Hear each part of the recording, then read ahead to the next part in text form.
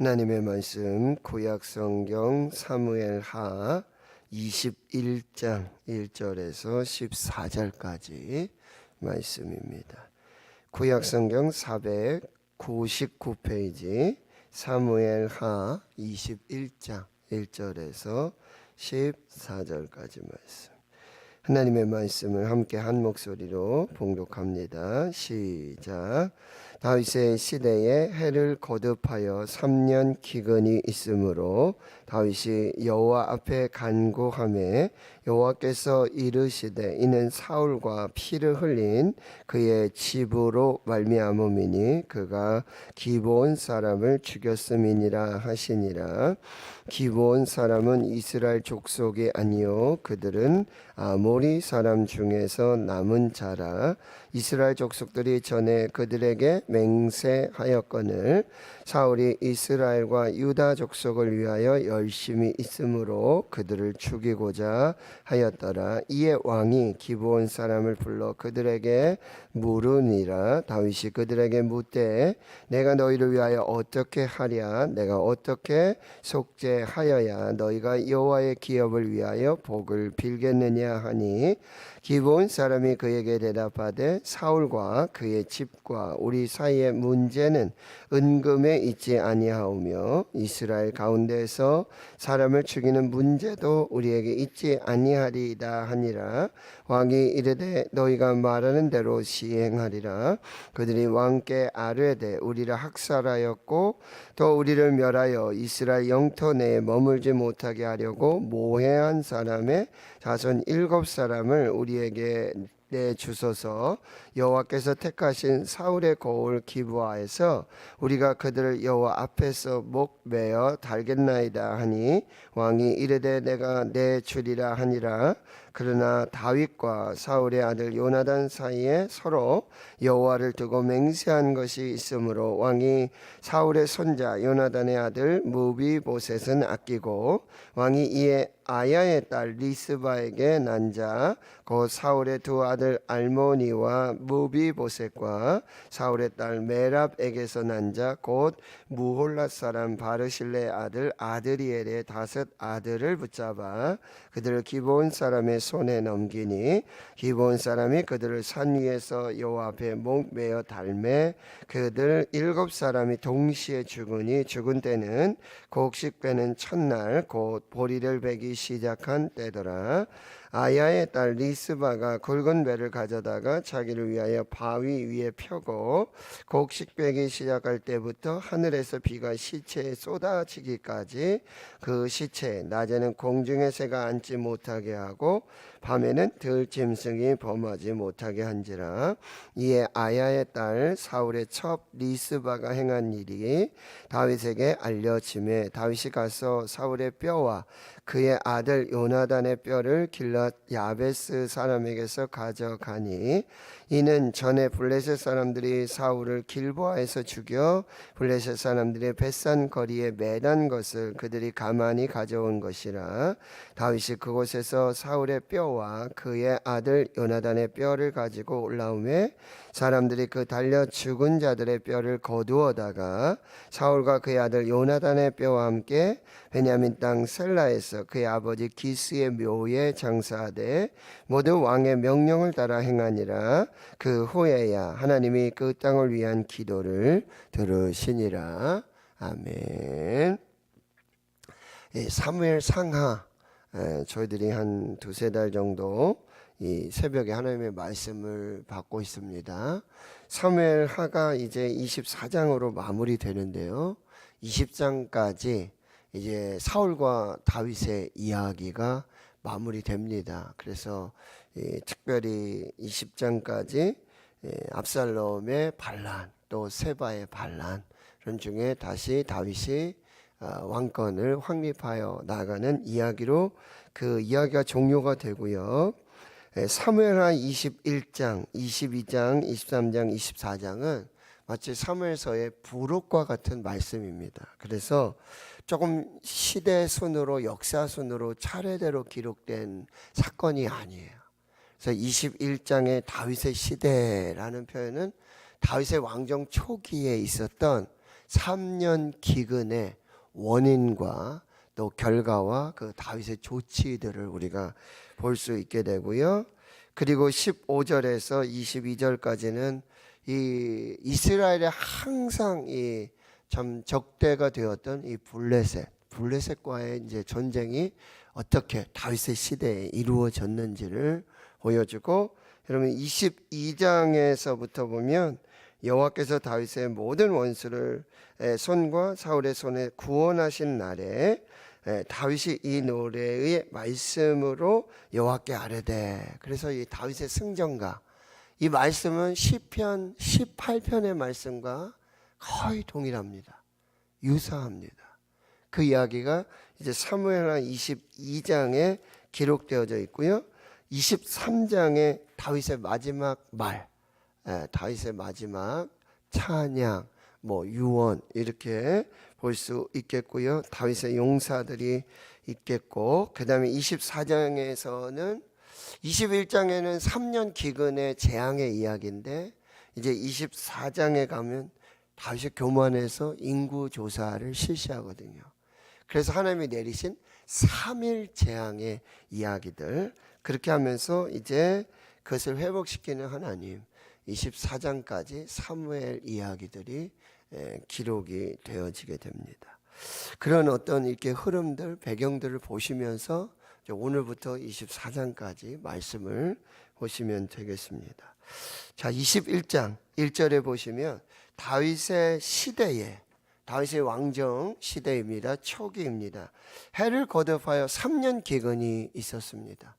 그러니까 한 해 보통 보면은 농사 지으시는 분들, 우리 장로님이나 우리 성도님들 이야기를 들어보면 한 해에 또 과일이 잘 달리면은 그 다음엔 또 조금 해걸음을 하고 그 다음엔 또 다시 회복하고 이렇게 좀 하는데 3년 연속해서 지금 기근이 왔어요.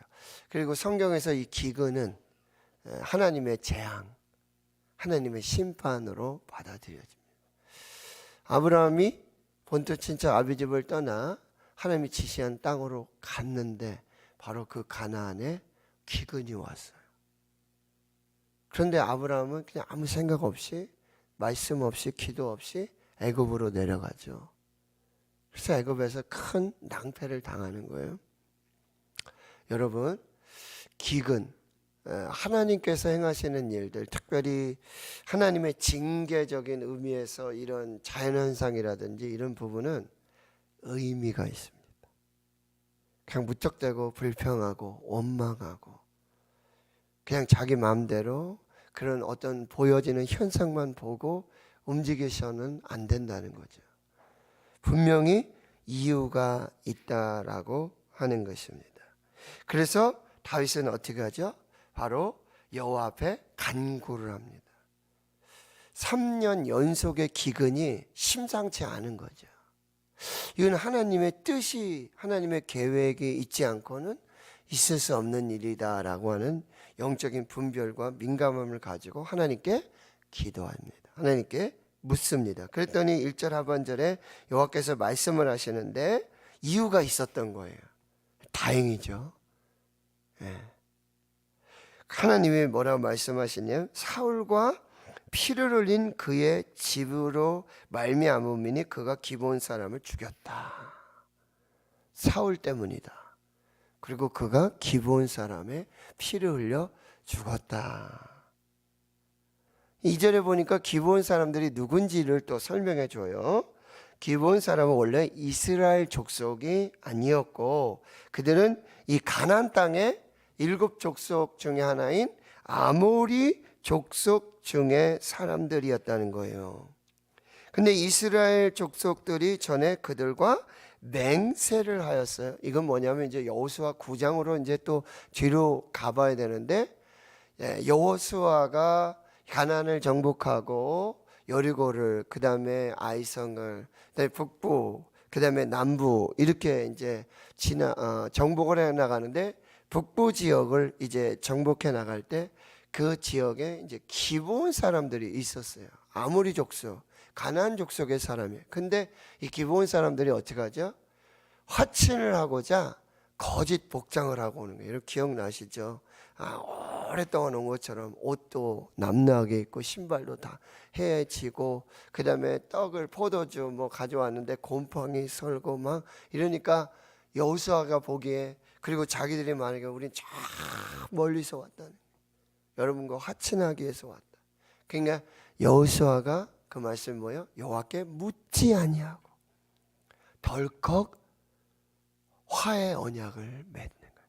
화친을, 평화 조약을 맺습니다. 근데 나중에 들어보니까 불과 한 3일 거리에 있는 그 주위의 사람들이었다. 근데 하나님과 언약을 맺어, 하나님과 화친을 맺었기 때문에 그걸 파기할 수가 없어요. 적군이라 할지라도. 그래서 그들을 이제 뭐야? 성전에서 물길는 사람들, 그리고 이스라엘 사람들의 종으로 살 수 있도록 그렇게 조치가 취해졌는데, 여러분 보십시오. 2절 하반절에 보면 사울이 이스라엘과 유다 족속을 위하여 열심히 있으므로 그들을 죽이고자 하였다. 사울이 왕이 되고서는 유다와 이스라엘의 열심을 가지고 어떻게 표현한 거예요? 보니까 가나안 족속 중에 아모리 사람들이 있는데 이 사람은 기브온에 이렇게 살고 있는데 내가 이들을 쳐서 이 열심으로 유다와 이스라엘의 이 마음을 얻고자 했던 그런 욕심이 있었던 거죠. 그래서 화친을 깬 거예요. 그리고 기브온 사람들을 죽이는 학살. 그런데 여러분, 사울이 기브온 사람들을 죽였다, 이 학살 얘기는 지금 여기만 나와 있고 구체적으로 다른 성경에 나온 적이 없어요. 그래도 이제 그것이 원인이 되었다라고 하는 거예요. 자, 보십시오. 기근, 이 하나님의 징계, 여기 이유가 있다. 불평하지 말고 원망하지 말고 하나님 앞에 기도해서 하나님의 뜻을 분별해야 한다라고 하는 것입니다. 겸손히 엎드려서 하나님께서 이 고난을 허락하신 이유를 살펴야 한다는 거예요. 그랬더니 2절 하반절에 여러분, 다윗왕은 기브온 사람을 불러요. 참 지혜롭습니다.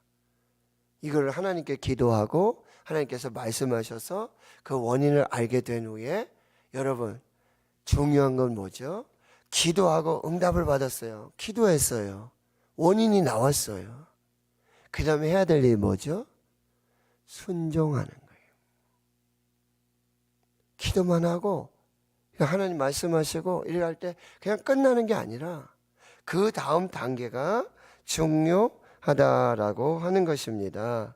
바로 하나님 앞에 순종하는 거예요. 그래서 어떻게 합니까? 기브온 사람들을 부릅니다. 3절에 다윗이 또 묻습니다. 내가 어떻게 하랴? 어떻게 속죄하여야 여호와의 기업을 위하여 복을 빌겠느냐? 여기 다윗의 지혜입니다. 원인을 찾았어요. 하나님의 응답도 받았어요. 그 다음에 순종으로 사람들을 불러서 그렇게 묻고, 이것은 분명히 사울과 사울의 피로 말미암는 문제라 그러는 거예요. 여러분, 그러면 하나님의 법에는 어떻게 속죄를 해야 되냐? 죄 때문에 두 가지 방법이 있습니다. 첫 번째 방법은 돈으로 속전을 물어주는 거예요.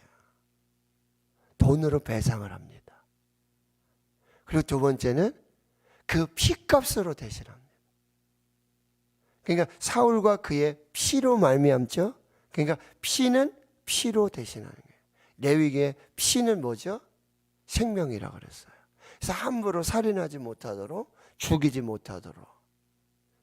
그 두 가지로 이 속죄, 그래서 여호와의 복이 중단되지 않도록, 하나님의 은혜가 중단되지 않도록 해야 했었다라고 하는 것이지요. 그랬더니 4절에 기브온 사람이 다윗왕에게 말합니다. 사울과 그의 집과 우리 사이의 문제는 은금에 있지 않다. 그러니까 만약에 이 기브온 사람들이 차라리 배상을 해 주십시오. 지금 여러분, 지금 경제적으로 정치적으로 굉장히 역사적으로 이슈가 되는 게 뭐죠? 위안부 문제. 이 배상 문제, 강제징용 배상 문제 굉장하잖아요. 그렇죠? 배상해줬다 안 해줬다 그거 가지고 안 된다 더 해야 된다 뭐 이제 여러 가지 방안들이 나오잖아요. 근데 기본 사람들 와서 하는 얘기가 돈은 필요 없다. 배상을 원하는 게 아니다. 은금이 아니다. 그리고 얘기를 하죠. 뭐라고 얘기해요? 이스라엘 가운데 사람을 죽이는 문제도 있지 아니하니이다. 그러니까 두 가지, 두 번째가 뭐였죠? 피는 피로 갚는. 그러니까 이스라엘 사람들을 자기들이 죽이는 문제도 지금 다윗 왕이 있고 왕이 있는데 지금 자기들이 임의로 이스라엘 뭐 죽인다든지 이렇게 할 수가 없어요. 자기들이 뭐 어떻게 할 수 없다라고 하는 것이지요. 그랬더니 4절 하반절에 왕이 이르되 너희가 말하는 대로 시행하리라. 그랬더니 너희들 요구 조건이 뭐냐?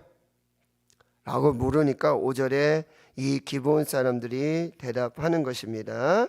우리를 학살하고 우리를 이 이스라엘 영토 내에 머물지 못하게 하려고 모해한 사람 누굽니까?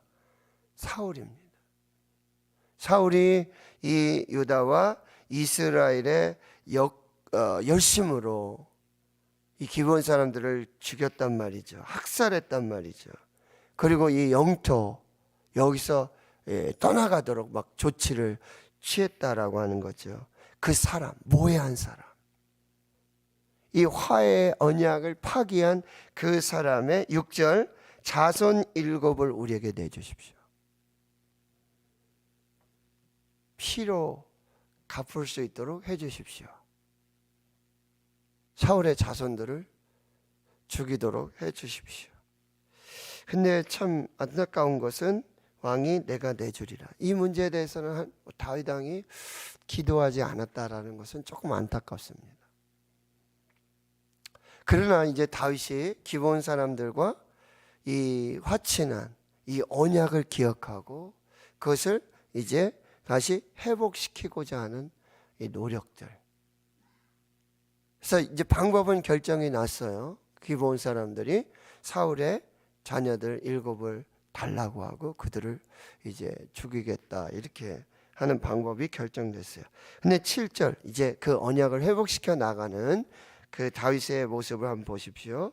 다윗과 사울의 아들 요나단 사이에 서로 여호와를 두고 맹세한 것이 있으므로 왕이 사울의 손자 요나단의 아들 무비보셋은 아끼고. 자, 사울의 자손 중에 살펴보니까 사울도 죽고 그 다음에 요나단이 죽었잖아요. 근데 요나단의 아들 무비보셋이 있잖아요.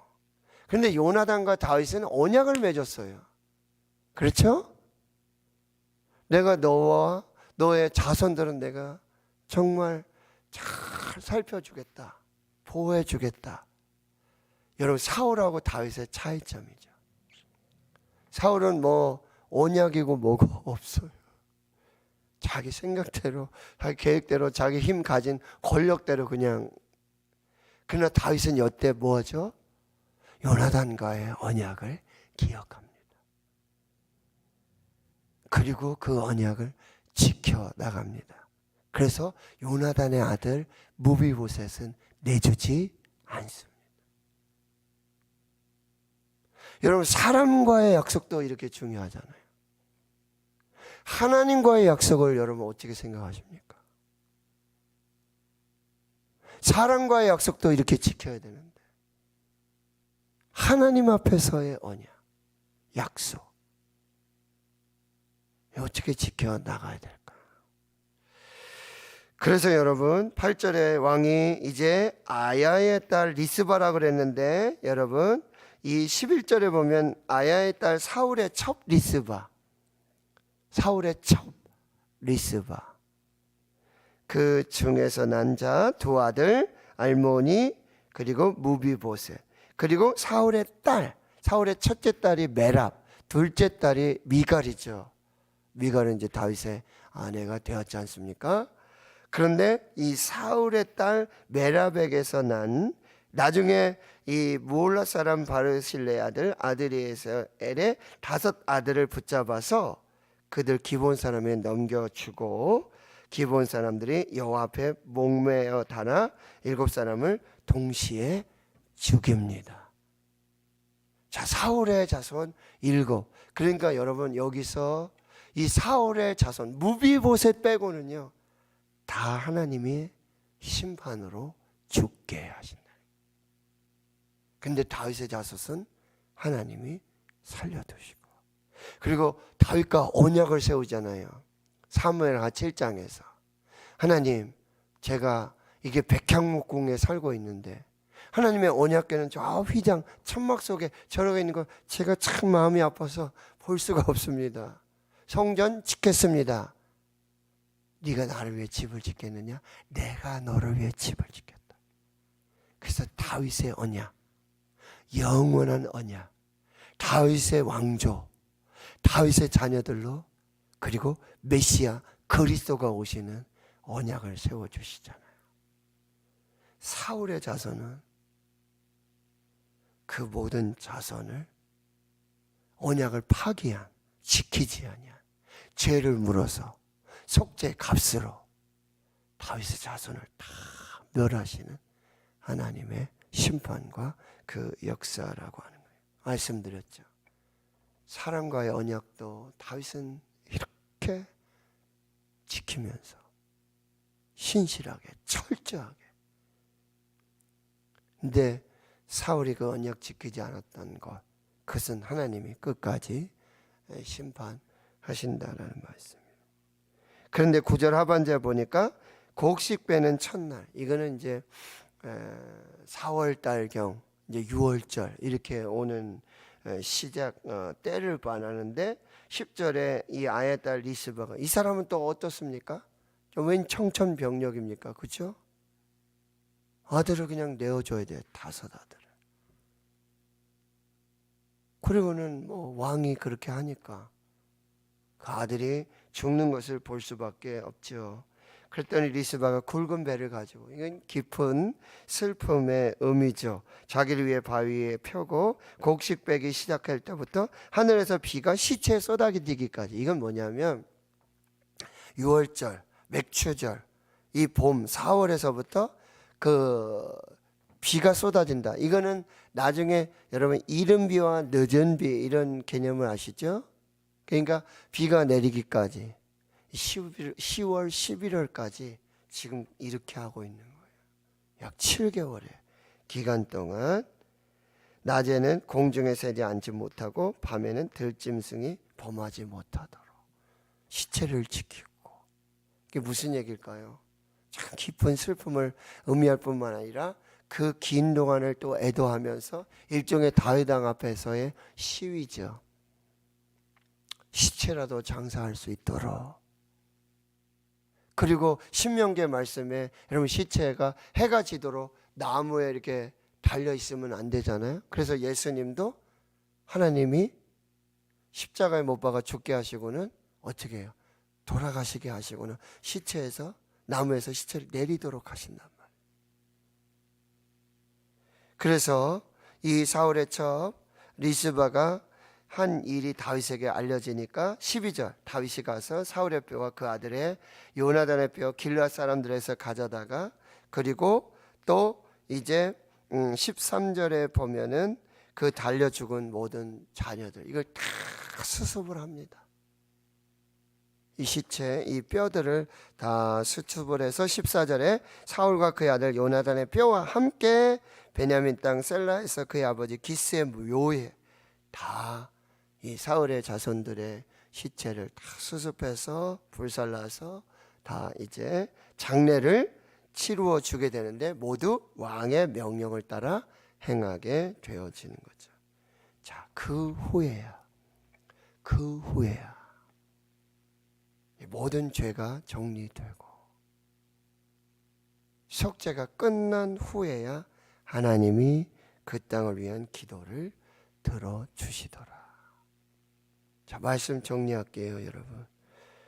기근, 여러분, 하나님의 징계일 수도 있습니다. 그러면 불평하고 원망하지 말고 기도하시고 하나님의 뜻을 물으세요. 원인 있습니다. 그리고 그걸 속죄해야 하는 것입니다. 이사야 59장에 보면 이런 말씀 있죠. 여호와의 손이 짧아 구원하지 못하심도 아니고 귀가 둔하여 듣지 못하심도 아니라 오직 너희 사이에 죄악이 있어서, 죄가 있어서 하나님 얼굴을 돌리시고 귀를 닫으셔서 듣지 않으신다라고. 잘 살피셔서 이것이 속죄가 이루어져야 기도가 되고 응답이 오고 하나님과의 관계, 제일 중요한 건 하나님의 관계라고 한다는 것이죠. 그래서 역대하 여러분 7장에 보면 또 이렇게 말씀하세요. 내 이름으로 일컫는 내 백성이 그들의 악한 길에서 떠나 스스로 낮추고 기도하여 내 얼굴을 찾으며 내가 하늘에서 듣고 그들의 죄를 사하고 맨 마지막에 그들의 땅을 고쳐주겠다. 내 이름으로 일컫는 내 백성들, 하나님 앞에 범죄할 때 그 악에서 떠나서 스스로 낮추고 겸비하여 기도하고 하나님의 얼굴을 구할 때 하나님께서 기도를 들으시고, 그죠? 그 땅을 고쳐주시는 그런 역사들을 하나님이 이루어 주시겠다. 자, 여러분, 성경은요 하나님의 언약으로 되어 있어요. 아브라함의 언약으로부터, 햇불 언약으로부터, 여호와 일의 언약으로부터, 그렇죠? 모세의 언약, 다윗의 언약.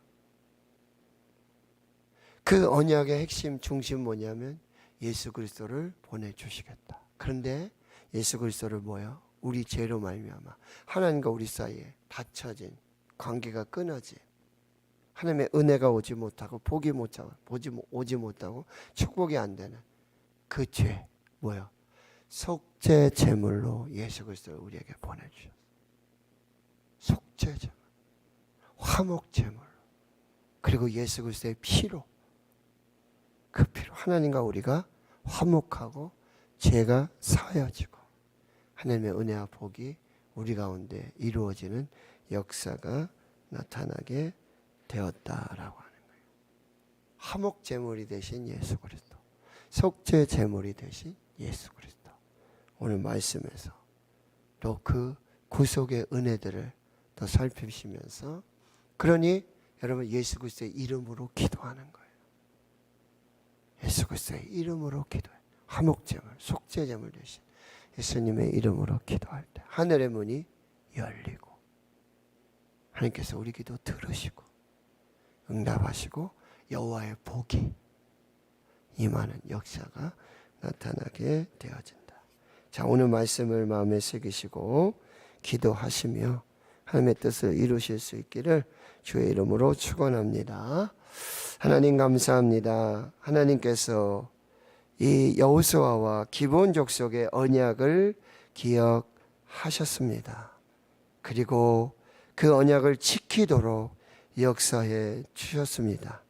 그리고 공의로 합당하게 속죄가 이루어지도록, 하나님의 뜻이 이루어지도록 역사해 주셨습니다. 하나님 앞에서 우리가 하나님의 뜻을 이루고 공의를 이룰 수 있도록 주여 우리의 죄악들, 우리의 연약함들을 주여 용서해 주시고 하나님의 공의, 사랑이 신실하게 이루어지도록 역사해 주시옵소서. 하나님과의 언약을, 정말 사랑과의 언약도 하나님과의 언약도 신실하게 철저하게 믿음으로 잘 지켜서 하나님의 은혜와 복이 중단되지 않고 계속되고 영원한 예수 그리스도의 속죄와 예수 그리스도의 화목의 은혜를 누릴 수 있는 저희들 모두가 되게 하옵소서. 이제는 우리 구주 예수 그리스도의 은혜와 하나님 아버지의 무한하신 사랑하심과 성령의 내주교통 충만하심이 이제로부터 영원토록 함께 하시옵기를 간절히 축원하옵나이다. 아멘. 오늘 말씀을